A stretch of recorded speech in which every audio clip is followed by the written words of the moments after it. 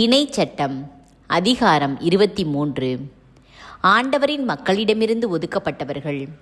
விதை அடிக்கப்பட்டவனும் ஆண்குறி அறுக்கப்பட்டவனும் ஆண்டவரின் திருப்பேரவைக்குள் நுழையலாகாது.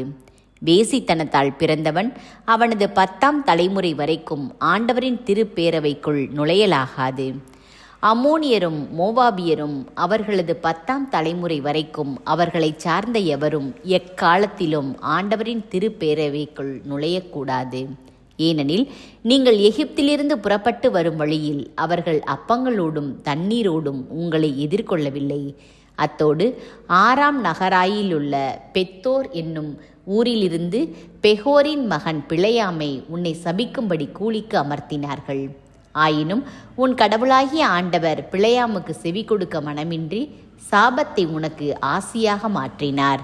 ஏனெனில் உன் கடவுளாகிய ஆண்டவர் உன் மீது அன்பு கூர்கிறார். உன் வாழ்நாள் எல்லாம் நீ அவர்களது நல்லுறவையும் நலத்தையும் நாடாதே. ஏதோமியனை வெறுக்காதே, ஏனெனில் அவன் உன் சகோதரன். எகிப்தியனை வெறுக்காதே, ஏனெனில் அவன் நாட்டில் நீ அந்நியனாய் வாழ்ந்தாய். அவர்களுக்கு பிறந்த பிள்ளைகளின் 3ஆம் தலைமுறை தொடங்கி ஆண்டவரின் திருப்பேரவைக்குள் வரலாம். பாளையத்தை தூய்மையாக வைத்துக் கொள்ளல். நீ உன் பகைவருக்கு எதிராக சென்று பாளையம் இறங்கியிருக்கையில் எல்லா தீச்செயல்களில் இருந்தும் விலகியிரு. உங்களில் ஒருவன் இரவில் நிகழ்ந்த செயலால் தீட்டுப்பட்டிருந்தால் அவன் பாளையத்திற்கு வெளியே செல்லட்டும், பாளையத்திற்குள்ளே வரக்கூடாது. மாலையானதும் நீரில் குளித்து கதிரவன் மறைந்ததும் அவன் பாளையத்துக்குள் வரட்டும். நீ வெளிக்கு செல்வதற்கென பாளையத்திற்கு வெளியே ஓர் இடம் இருக்கட்டும். படைக்கலன்களோடு ஒரு மண்வெட்டியும் வைத்துக்கொள். நீ வெளிக்கு செல்கையில் அதனால் ஒரு குழி தோண்டு. நீ கழித்ததை அதனால் மூடிவிட்டு திரும்பு.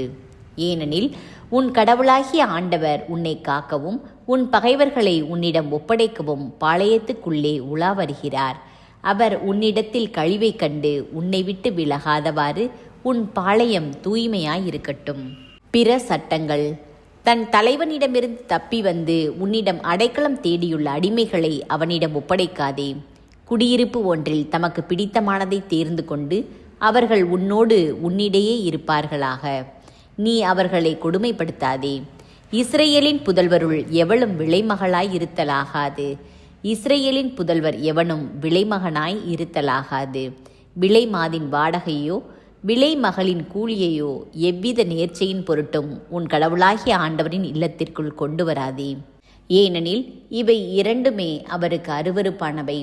உன் இனத்தவனிடமிருந்து வட்டி வாங்காதே.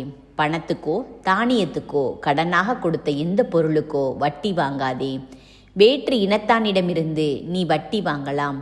ஆனால் நீ உடைமையாகிக் கொள்ளப்போகும் நாட்டில் நீ மேற்கொள்ளும் செயல்களிலெல்லாம் உன் கடவுளாகிய ஆண்டவர் உனக்கு ஆசி வழங்கும் பொருட்டு உன் இனத்தானிடம் வட்டி வாங்காதே.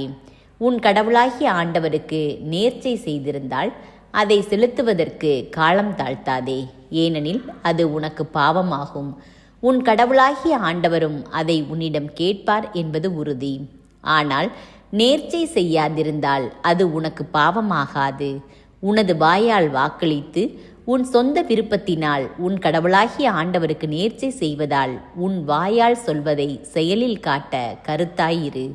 உனக்கு அடுத்திருப்பவனின் திராட்சை தோட்டத்திற்கு சென்றால் உன் விருப்பம் போல் திராட்சையை உண்ணலாம். ஆனால் உன் கூடையில் எதையும் வைத்தலாகாது. உனக்கு அடுத்திருப்பவனுடைய விளை நிலத்திற்கு சென்றால் உன் கையால் கதிர்களை கொய்யலாம்.